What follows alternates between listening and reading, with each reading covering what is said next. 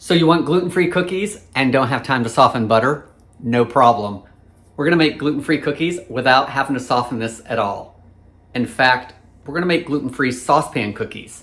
So we're starting them on the stove and then we'll bake them off in the oven. Along with that, we don't need a hand mixer or the stand mixer. We're just gonna need a whisk, a few ingredients. Everything gets mixed in the pan, guys. So that's great. The other thing is, since these cookies seem to be so easy, I thought we would make them with 2 different flours. I'm gonna make the full recipe, which makes 12 cookies. I'm gonna split it into half, and we're gonna use half of it. We're gonna use gluten-free Measure for Measure by King Arthur. The other half of the recipe, I'm gonna use Bob's Red Mill 1-to-1. Both of those flours are easy to find, and you may have one flour or not the other. So we're gonna try them both and see if one works better than the other, or if they're equally as good. I'm Jamie with SavorySaver. I share gluten-free recipes, tips, tricks, and resources to make your gluten-free lifestyle better. So let's make gluten-free saucepan cookies. So we're over at the stove, and I have a medium saucepan with 1 stick of unsalted butter in it. We're gonna melt the butter until it's totally melted and it starts to lightly bubble. This is gonna make 12 cookies, so I have 2 small pans ready with parchment paper on them, because I'm gonna do Bob's Red Mill on one, King Arthur on the other. I'm also gonna preheat my oven to 350 degrees, so it's ready for us. So once this is melted, if you're making these at home using 1 flour, everything else gets poured in here and mixed together. If you're not, like I am, I'm actually gonna move part of this to a bowl. So I've got my scale ready to go. So once everything is mixed, except for the flour, I will divide it up and add the flour at that point. So let's get this melted and get to mixing. So the butter's all melted. It was bubbling as I took it off the stove. Let's add our sugars.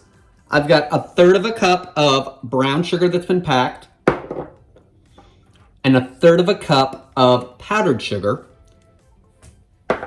There is no granulated sugar in here, or white granulated sugar. Let's give everything a whisk until it's combined. Okay, next we're gonna add 1 egg. Notice I didn't even beat it, I just put it in there. We're also adding 1 tablespoon of vanilla extract. Break the yolk, let's give it a mix. Now these are chocolate saucepan cookies. I'm gonna add 2/3 cup of semi-sweet chocolate chips, and I'm gonna mix them until they're just about melted. That should not take long at all because our butter should be pretty hot. And chocolate, of course, has a low melting point.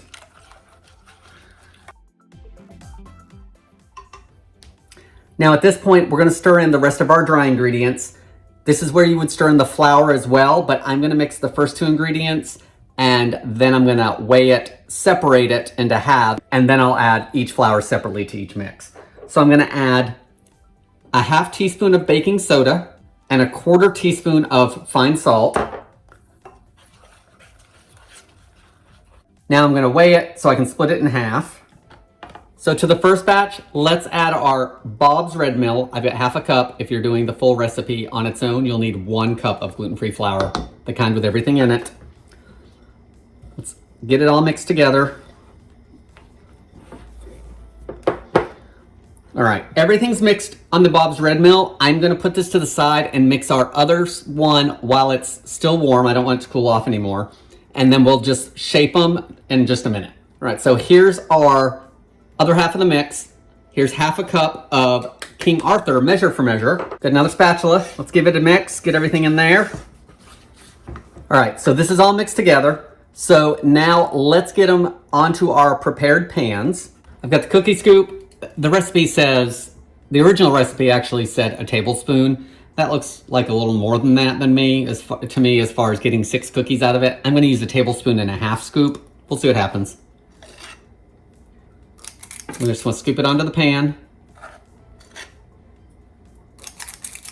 As you can see, I still have some batter here, so I'm gonna scrape it together and just try to evenly put it into the rest of the cookies. I've got 1/3 cup chocolate chips, And I'm just gonna put a few in each one. And this will cover both sets of cookies. Press it in a little bit. Let's grab our other pan. Here's our bowl with the Bob's red mill flour. And I am gonna use a 2 tablespoon cookie scoop because I ended up adding more to the other cookies, of course.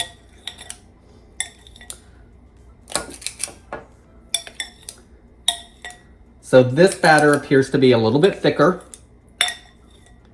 It could be because it sat for a little bit longer. It could be just the ingredients are a little different. Again, still have more batter, so let's make more cookies. All right, got 8 cookies out of this one. One's not near as big as the others. Again, chocolate chips on the top, pressed into the batter. All right, both our trays of cookies are ready. King Arthur is definitely a little more cookie-like at this point. These are puffed up some still. I put a KA on here so I know what cookies I'm talking about and which ones I'm tasting. I just took a Sharpie and wrote it on there off to the side where it's not gonna touch any cookies.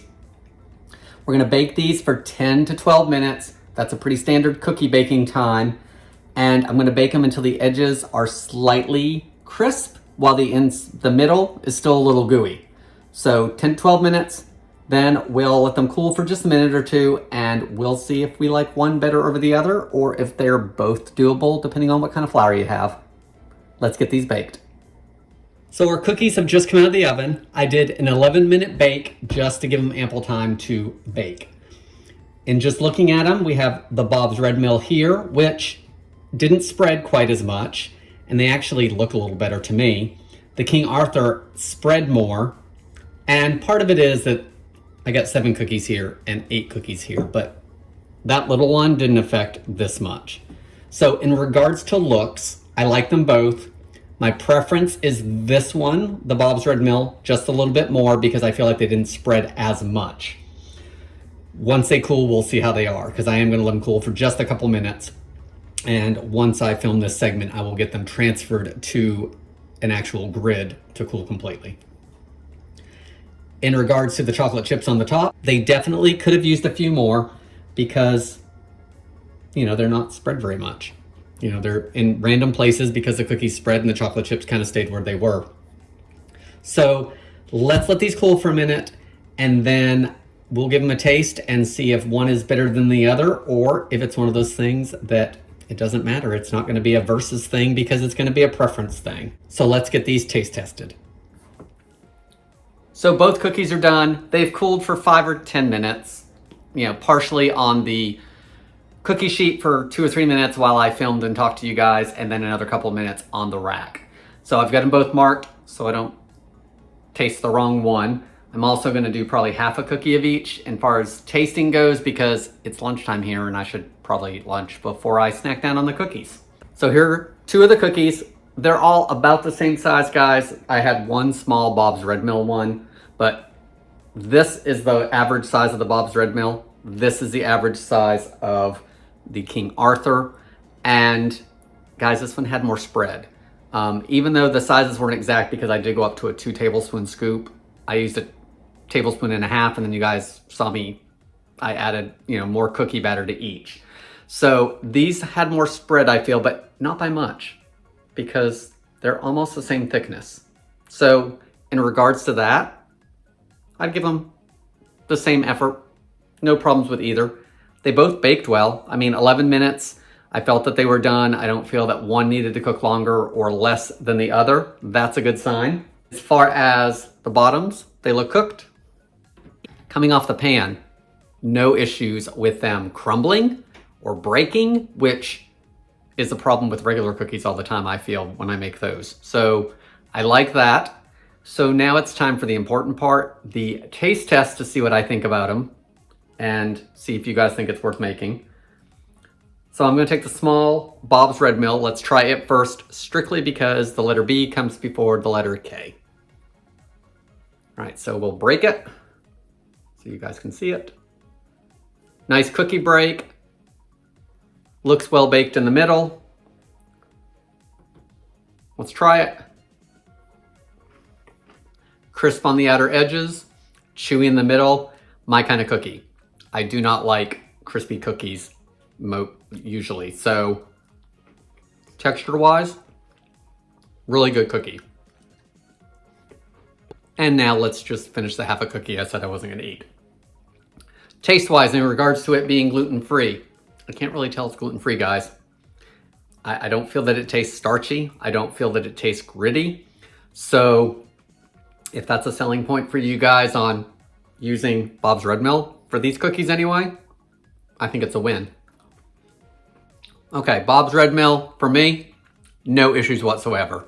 Easy to make, baked up well, came off the pan well, tastes good, texture's good. Bob's Red Mill with these saucepan cookies, win number one. Let's try King Arthur's. Okay, again, let's see if I can get through half a cookie and not the whole cookie. So, I'm going to show you guys as it breaks.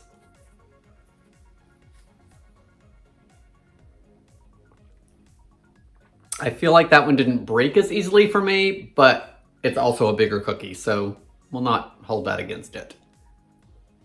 Let's try it. Texture-wise, the outside appears to be a little more crisp, possibly because there was more spread.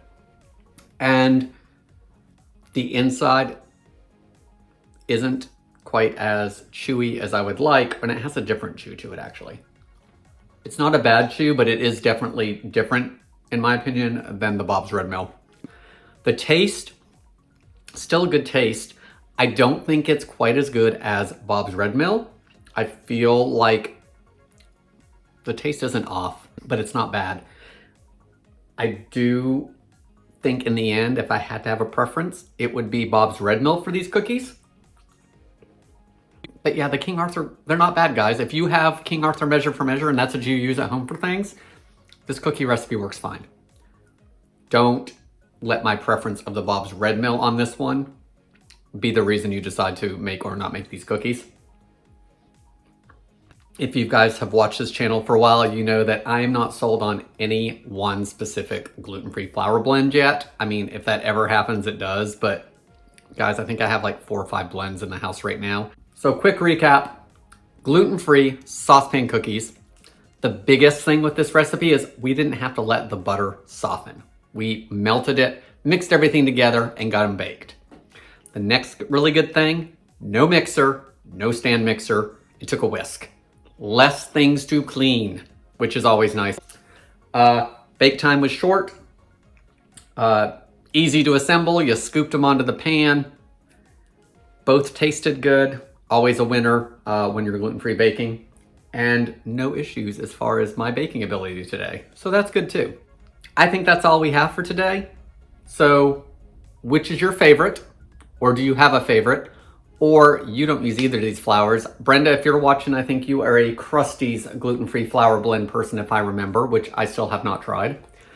So leave me your flour blends below that you like, even if it's your homemade mix. Love to hear from you. Thank you so much for watching, guys. I hope to see you in the next video.